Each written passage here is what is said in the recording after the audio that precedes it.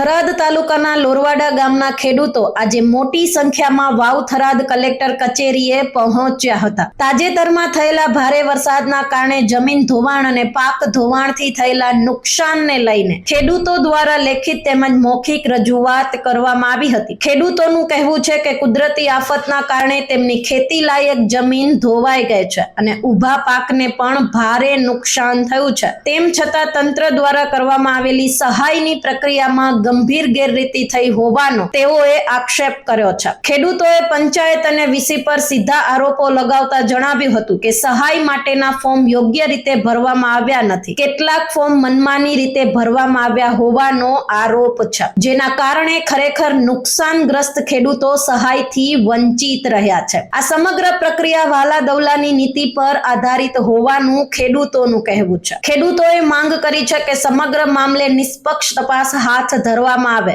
અને જે ખેડૂતોને જે જમીન તથા પાકનું નુકસાન થયું છે તેમને સરકાર તરફથી મળવાની યોગ્ય સહાય તાત્કાલિક આપવામાં આવે। હું પૂર્વ સરપંચ શ્રી લોરવાડા।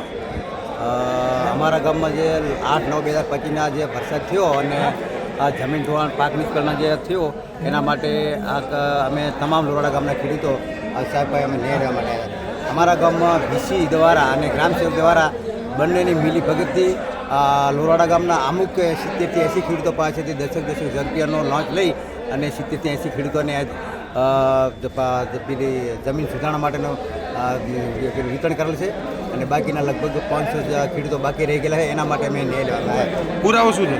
પુરાવો જે વીસી ખુદ પોતે કબૂલ્યું છે કે મેં લગભગ 70-80 લોકો પાસેથી 10,000 રૂપિયા લીધા છે, ખુદ પંચાયત આવીને કબૂલ્યું છે, એ પૂરો પુરાવો છે।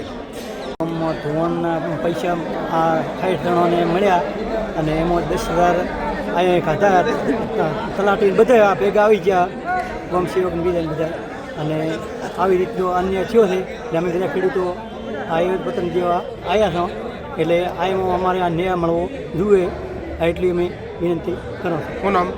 પથુભાઈ રાજપૂત।